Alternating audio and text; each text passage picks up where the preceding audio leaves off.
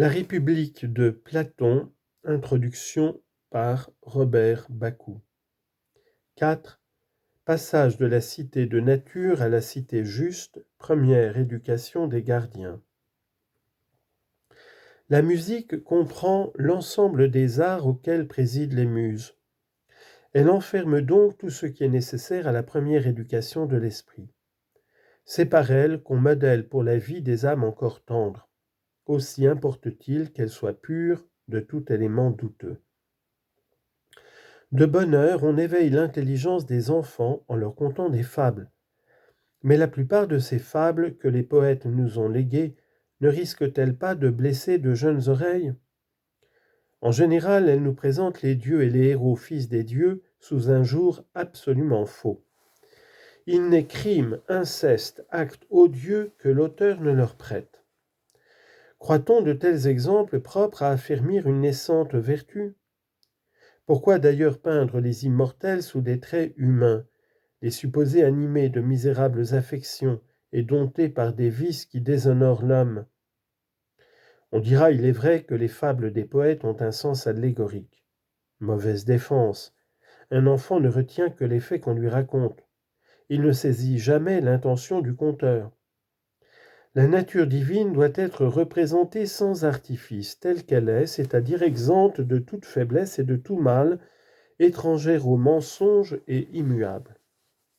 Elle est en effet, petit a, exempte de tout mal puisqu'elle est le principe même du bien. B.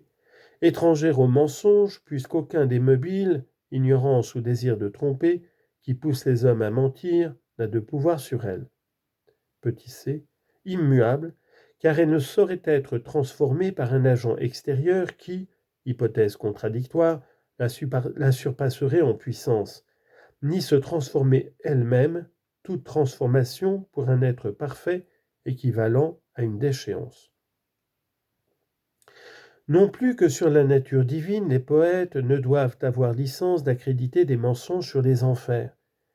Leurs peintures du monde souterrain font naître trop souvent de folles erreurs dans les jeunes âmes, et si l'on y prend garde, elles risquent de les amollir, de les disposer à la lâcheté, de leur inspirer enfin des sentiments qui ne sont pas seulement indignes d'un homme, mais même d'une femme bien née. La mort n'est pas un mal. Il ne faut pas la faire craindre en lui prêtant des traits hideux.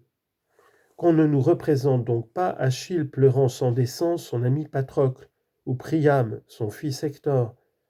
À plus forte raison, qu'on ne nous montre pas le maître des dieux alarmé de la fin prochaine de Sarpédon, le mortel qu'il chérit entre tous. Comme les lamentations excessives, le rire, lorsqu'il est trop violent, nuit à l'équilibre et à la santé de l'âme. Aussi ne peut-on admettre qu'Homère ose parler du rire inextinguible des dieux bienheureux. Il importe au plus haut point que les futurs gardiens n'entendent dans leur enfance que des paroles empreintes de mesure, de vérité et de sagesse. On n'insistera jamais assez sur un bel exemple de force ou de tempérance quand on le trouvera chez un poète. Mais on écartera délibérément toute peinture honteuse qui, par les mauvais sentiments qu'elle fait germer, peut devenir une cause de ruine morale. Tel sera donc le contenu ou le fond des poèmes, éminemment propres à faire aimer toutes les manifestations de la vertu. Il convient maintenant d'en fixer la forme, car c'est d'elle en grande partie que dépendra l'efficacité de notre enseignement. Une œuvre littéraire peut être soit narrative, soit dramatique, soit à la fois narrative et dramatique. Elle est narrative quand l'auteur se contente de rapporter les faits et gestes de ses héros sans les faire parler eux-mêmes. Elle est dramatique quand il met ses héros en scène et tâche d'imiter leur langage pour mieux rendre leurs sentiments, comme cela a lieu dans la tragédie et dans la comédie. Elle est à la fois narrative et dramatique quand il lit les discours des personnages par une narration suivie, comme dans l'épopée. La forme purement dramatique sera interdite à nos poètes, parce qu'elle est néfaste à cette simplicité de caractère dont nous voulons doter les gardiens de la cité. À entendre imiter toutes sortes de gens, à chercher à les imiter soi-même, on prend leurs travers, leurs manies et quelquefois leurs vices. De l'apparence qu'on veut se donner, on passe vite à la réalité. La forme mixte, dans la mesure où elle a recours au procédé mimétique, présente les mêmes dangers. Aussi vaut-il mieux l'exclure de notre poésie éducative.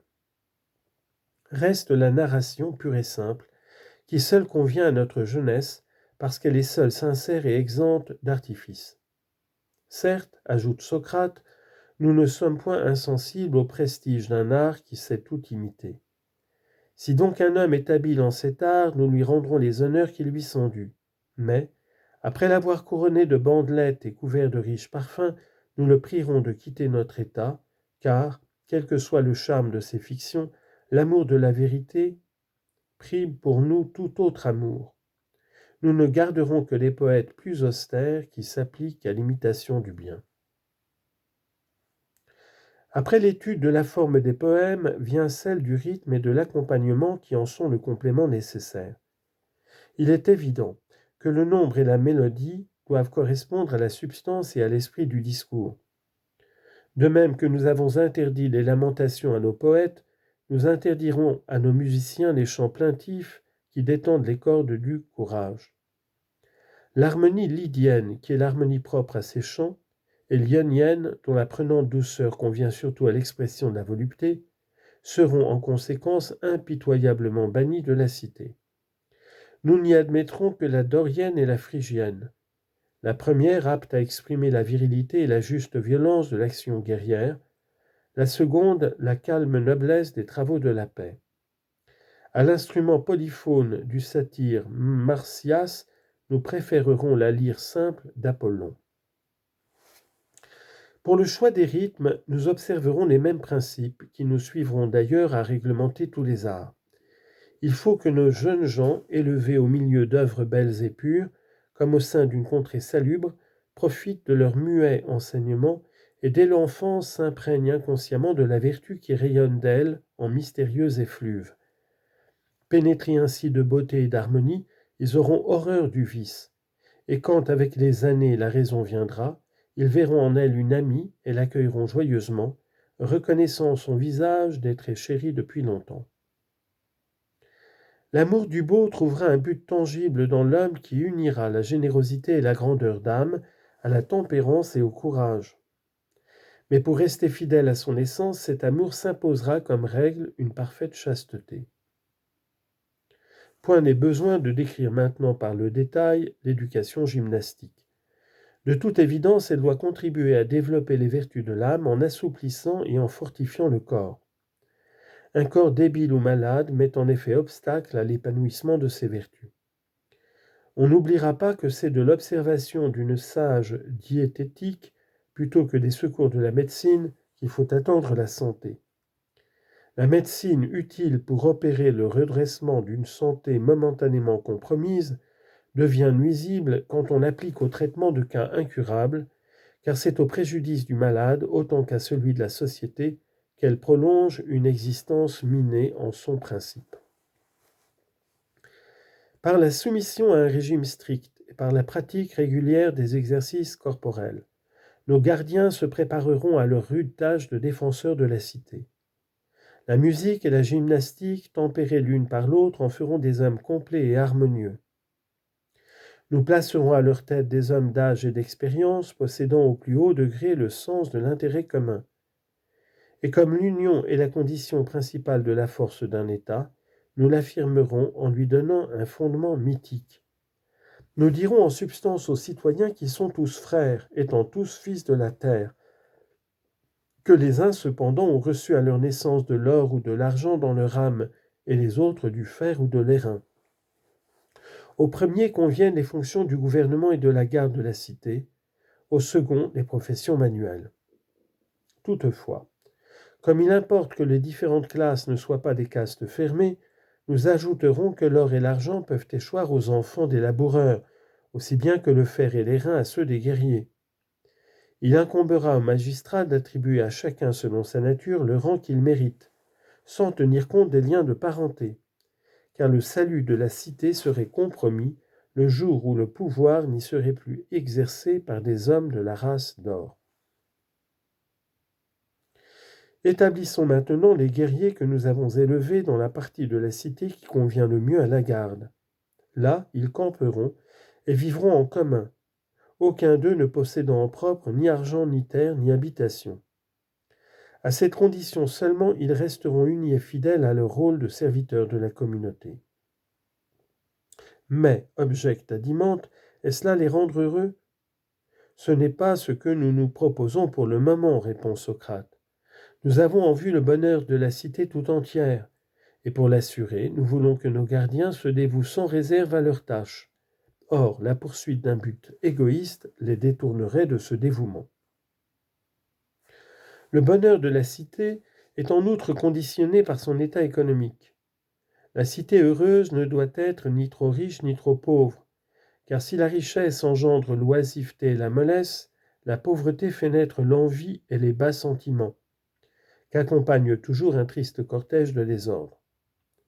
Pour le territoire, la juste limite à ne pas dépasser est celle qui conserve à l'État sa parfaite unité. Cette unité est en effet un principe essentiel de durée et de force. Une cité dont les classes sont unies, n'eût-elle que 1000 combattants, surpasse en réelle puissance des cités qui paraissent bien plus grandes, mais dont les classes sont divisées. Le meilleur moyen de maintenir l'unité et l'union est de sauvegarder les institutions établies, surtout en ce qui concerne l'éducation. La musique, qui modèle l'âme des enfants, sera préservée de toute innovation dangereuse. Orientés par elle vers le bien, nos magistrats trouveront de même nombre de règlements que nous ne jugeons pas utile de mentionner ici. Ils se garderont pourtant de multiplier les prescriptions de détail, qui sont le plus souvent ridicules et d'ailleurs sans effet.